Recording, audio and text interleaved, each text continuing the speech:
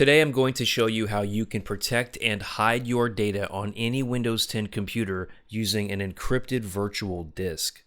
The cool thing about this method is that not only is it secure because it is encrypted, but that virtual disk file is also portable, so you don't have to keep it on your computer. You could upload it to the cloud, you could put it on a flash drive, an external hard drive, or wherever you want it until you need to access that data.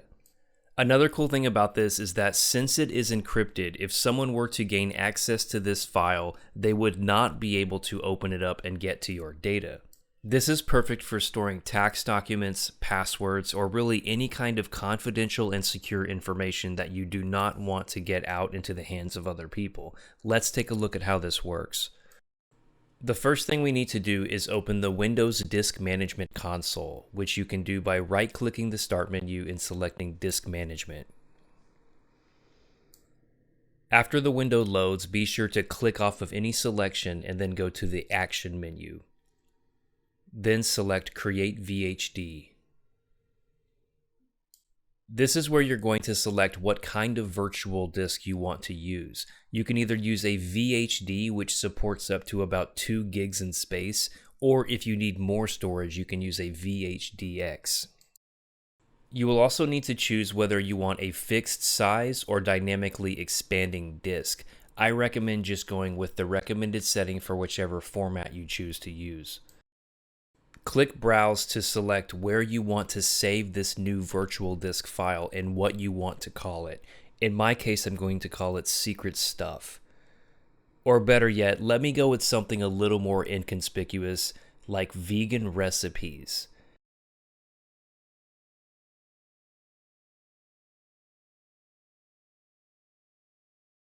The last thing we'll need to do before creating this virtual disk is to choose the size. In my case, I'm going to choose 2 gigabytes.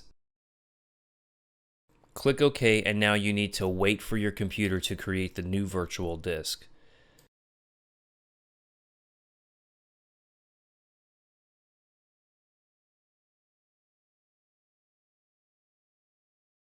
Once the disk has been created, it will appear in the list as a new unknown volume. Now we will need to initialize it. You can do this by right-clicking on it and going to Initialize Disk.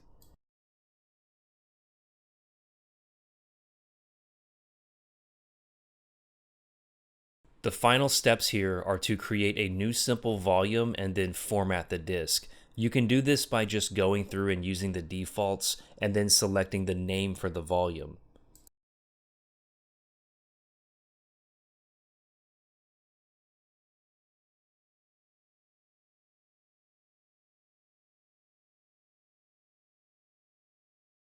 Once this is done, Windows will automatically mount the new virtual disk and open a window that shows you the contents.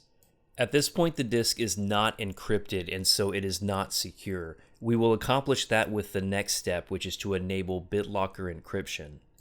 Select the disk and then go to the Drive Tools ribbon at the top, go to Bitlocker and turn on Bitlocker. What you're going to want to do is go ahead and check the box for Use a password to unlock the drive. Then create a password that meets the requirements. You can also select the option to automatically unlock the drive, but I would recommend not doing that if you want to use the most secure method possible. Next, you will be given an option to either print or save the recovery key. This will unlock the volume in case you forget the password. You can either print it out or create a text file that contains the key.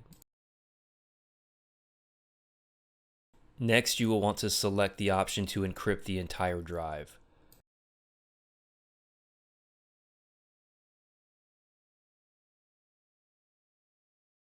The final option is to select the encryption mode. I recommend going with the new one unless you plan on opening this virtual disk on older versions of Windows. Click the Start Encrypting button and that's it. Windows will now enable Bitlocker encryption on your new virtual disk.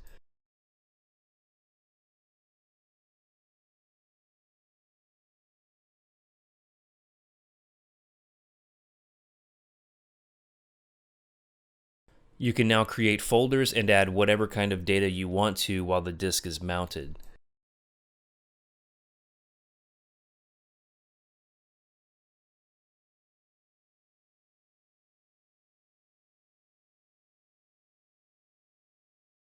Once you are done accessing the data in your new virtual disk, you will always want to right-click and eject it. That way, you'll have to have the password anytime you want to open it and access your secure data.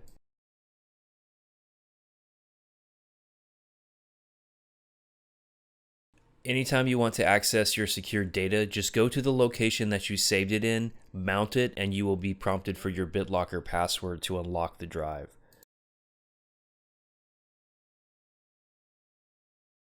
The access denied error is perfectly normal because Windows cannot actually read the drive until you unlock it.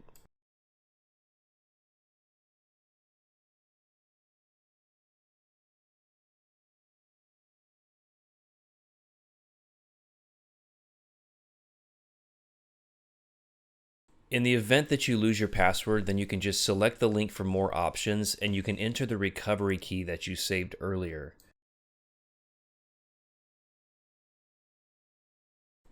And that's how you create an encrypted virtual disk in Windows.